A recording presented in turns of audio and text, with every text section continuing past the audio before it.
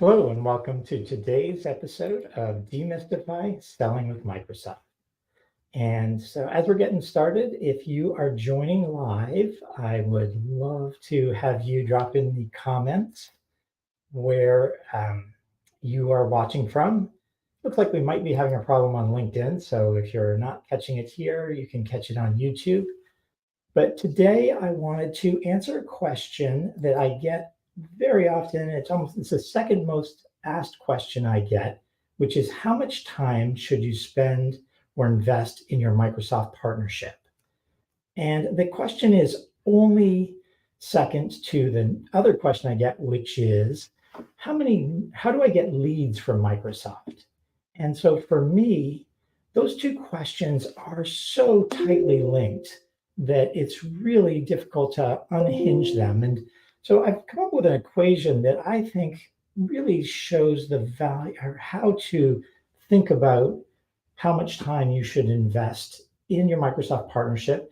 And directly tied to that is how you get leads from Microsoft. So here's the equation I wanted to share, which is leads is the amount of time you spend multiplied by the value you bring. So think of that as how much time are you in front of and selling with Microsoft?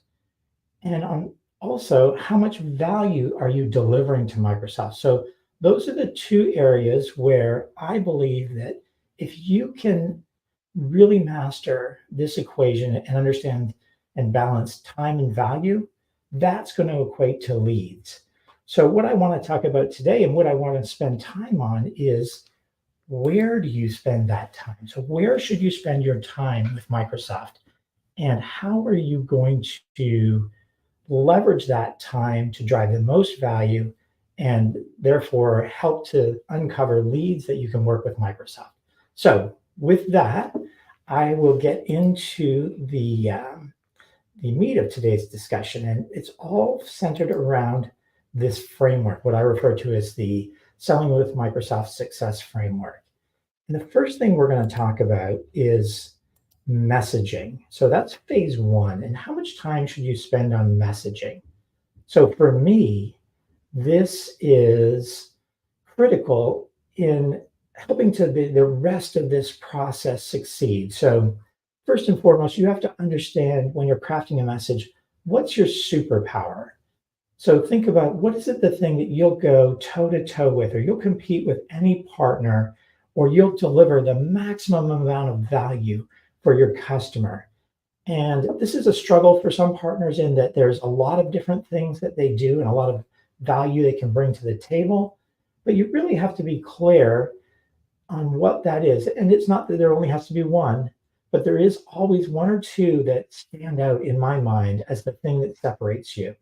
Now, if you're a pure play Microsoft Power Platform partner, makes it very easy.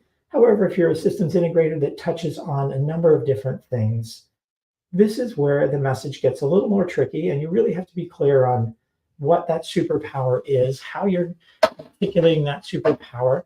And it's very much tied to who you want to deliver that message to inside of Microsoft. So you really have to think about who you align with as you're crafting that message. If you're in the enterprise group, that's a different approach to your messaging than if you were in the small to medium corporate or SMC line of business.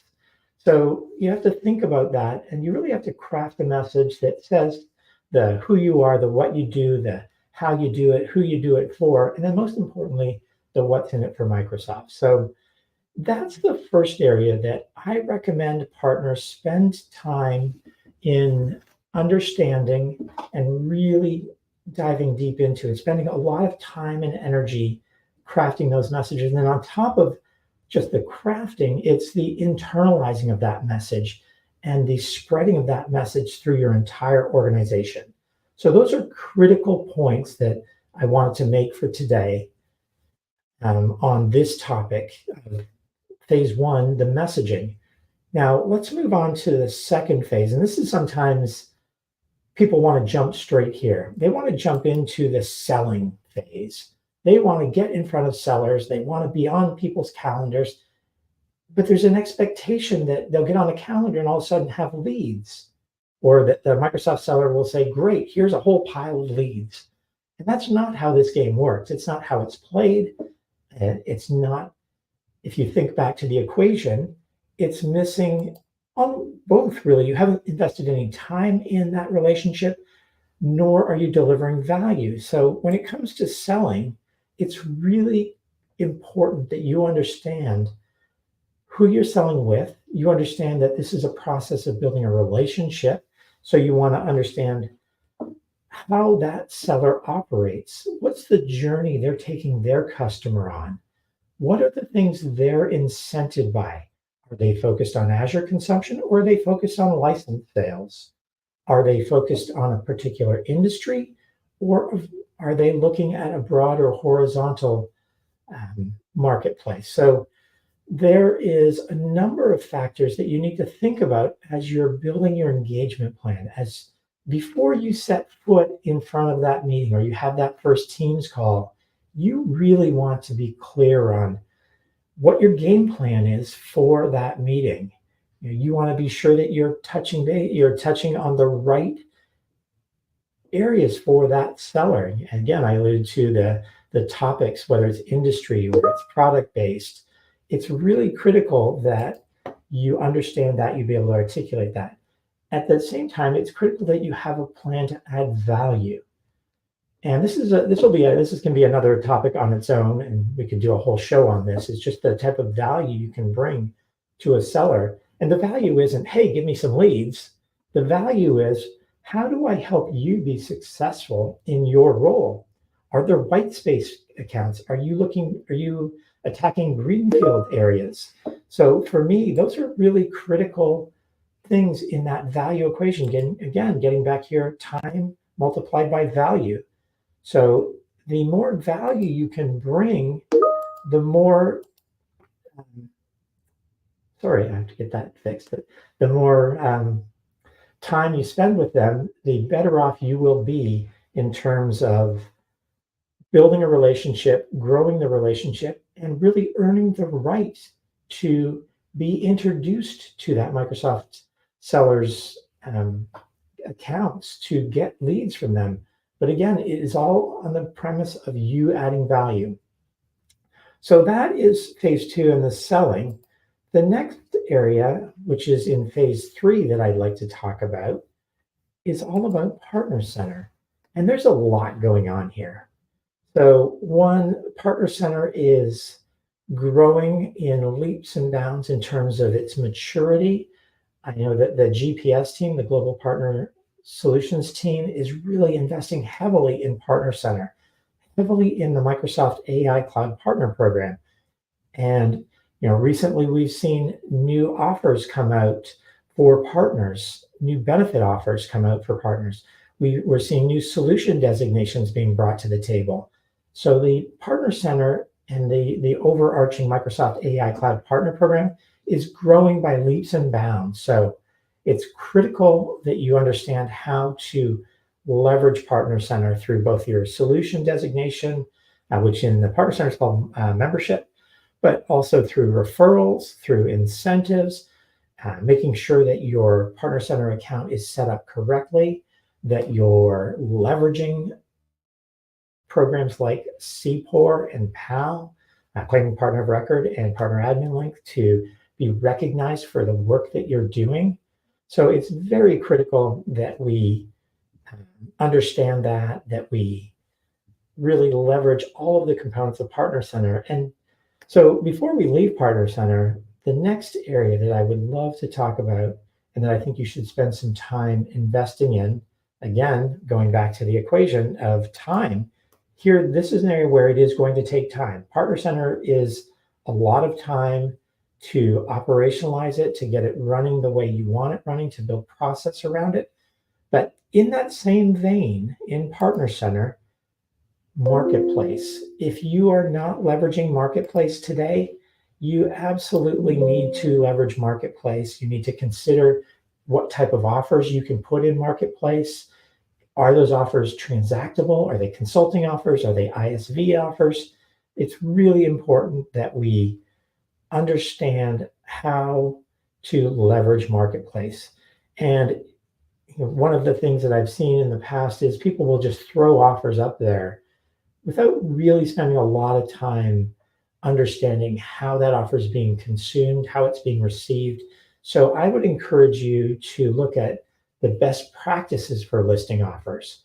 Make sure that you are spending time, again, that critical component, time and energy on building a well-crafted offer. Look at all the different components. There's copy you need for the search component. There's copy you need for the title of your offer, for the offer itself. There's terms and conditions. There's privacy. There's all these different components. There's assets that you can add to add value to the marketplace offer. So for me, it's critical, again, that going back to this, and I don't want to harp on it, but it's so important. The time you put in multiplied by the value you give equals leads. And in this case, Marketplace can serve up those leads directly. You don't even need to be on the Microsoft sellers radar to deliver leads through Marketplace, but think about the value you bring when you get those leads. You can then include the Microsoft seller. You're bringing value to them through opportunities that the customers have identified. So it's an enormous leverage point, I believe, for you to take time and energy into Marketplace. So with that, I'll move on to the fourth and final area where I think that it's important to spend time, again, and energy, which is in programs and incentives. So everybody says, and the word co-sell gets thrown around a lot, and that everybody's like, I want to be co-sell. I want to co-sell with Microsoft. Well, co-sell means a lot of different things, and it's got a very tactical meaning in terms of Marketplace. And is your offer co-sell ready? Are Microsoft sellers enabled to work with you through offers in the Marketplace, or have co-sell offers in the Marketplace that you can work jointly on? But also through the Microsoft AI Cloud Partner Program, there are tons of funding opportunities that you can leverage. And spending time, again, back to our formula, the time you spend understanding the programs, understanding the offers, helps you deliver more value to the Microsoft community, the Microsoft seller community. So I'd encourage you to really dig deep, understand what it means to co-sell, understand what it means to co-sell for you as a partner, and understand what it means for the Microsoft sellers. Understand what it means for you to leverage programs, and understand how it helps and benefits your customer, which ultimately benefits in the scenario what I call the win-win-win scenario. You win, your customer wins, and Microsoft wins. So it's really, really important for us to understand the value you can create by spending time in each of these four areas. So again, spend time crafting your message. Spend time understanding how you're going to build and operationalize your sales engagement with Microsoft, making sure that your sellers understand what that looks like, understand how and who to talk to inside of Microsoft. And then over on the third side, and the third function here is Marketplace and Partner Center. Leverage those. They are tools there for you to leverage. They increase your visibility inside of Microsoft, both in the GPS group, the Global Partner Solutions group, but also for the Microsoft field. If you have your solution designation and you unlock programs and funding, which brings us right into number 4, you've started to really move towards a true co-selling relationship. So for me, the critical component here is all about understanding that leads equate to how much time you're putting into this partnership and how much value you're delivering. So with that, I'll wrap up here. And it does appear that we had an issue on LinkedIn, so I will repost this. My apologies to everyone. We'll try and get that sorted out for future LinkedIn Lives. But with that, I hope you found value in today's conversation. If you have any questions, please feel free for people rewatching this to post your questions below, and I will keep an eye on that and try and answer them as best I can. With that, thanks again. Take care.